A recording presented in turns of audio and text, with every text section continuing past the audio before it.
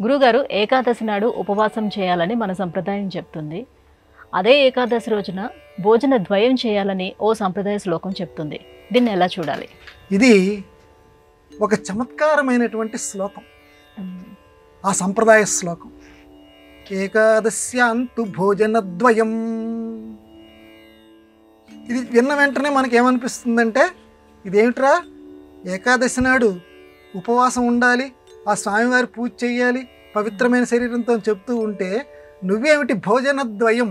ద్వయం అంటే రెండు, భోజనం అంటే రెండు రకాల భోజనాలు, రెండు సార్లు భోజనం చెయ్యి అని చెప్తోంది. ఏంటంటే దానికి పెద్దవాళ్ళు విడగొట్టుకోవాలి నాయన. అక్కడ భో అంటే సంస్కృతంలో ఓరి అని అర్థం. ఇప్పుడు సంబోధన ప్రథమా విభక్తి అంటారు చూడు. భో ఓరి మానవుడా, భో జన అంటే ఓ జనులారా, ఓ మానవులారా, ద్వయం ఈరోజు మీరు చక్కగా రెండు పనులు చేయండి. ఏమిటా రెండు పనులు?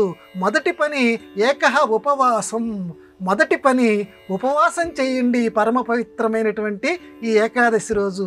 రెండవది సత్కథాశ్రవణం, చక్కగా ఆ విష్ణుమూర్తికి సంబంధించినటువంటి కథలని వినండి.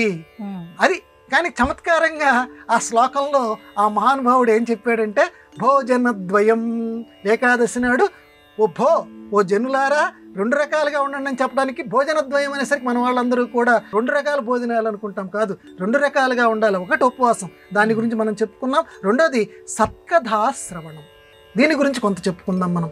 సత్కథాశ్రవణం అని అంటే మంచి కథల్ని వినాలి. ఎందుకంటే కథ కంచికి మనం ఇంటికి అని చెప్పి మన తెలుగులో ఒక సామెత ఉంది. అక్కడ చూడండి, ప్రతిదీ కూడా మన ఆంగ్లంలో కనుక ప్రతి రహదారి రోముకు చేరుతుందని చెప్పి అదే సామెత ఎలా ఉందో, మన తెలుగులో దానికి సమానార్థకంగా కథ కంచికి మనం ఇంటికి. అంటే కంచిలో మొగాలి ప్రతి కథ కూడా.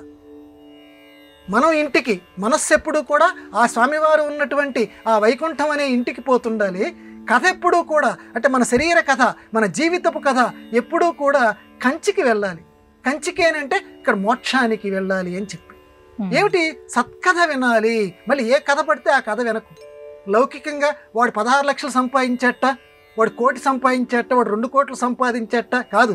వాడు జ్ఞానం అయ్యేట, వాడు పరమ పావనంగా ఇలాగ అయిందట వాడి జీవితం. వాడు భగవంతుడి ఆరాధిస్తూ ఆ యోగ ధ్యానంలో 5 నిమిషాలు అలా ఉండిపోయేట.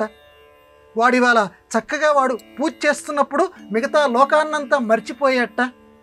అరే భాగవతంలో అసలు ఇదేమిట్రా, ఈయన ఇంటింటికి తిరిగి వెన్నపూస ఎందుకు తిన్నాడురా? అంత రాజుగారి బిడ్డ హాయిగా కూర్చుంటే ఎక్కడ పడితే అక్కడ వెన్నపూస తీసుకొచ్చి ఇస్తారు కదా, ఆయనకేం కర్మరా? దొంగతనాలు చేయాల్సినటువంటి అవసరం ఆయనకేముందిరా? ఆయన గోపికల యొక్క వస్త్రాలను ఆయన అపహరించవలసినటువంటి అవసరం ఏముందిరా? ఇలా ఒకటా రెండా ఎన్నెన్నో ఉన్నాయి విష్ణుమూర్తికి సంబంధించినటువంటి కథలు.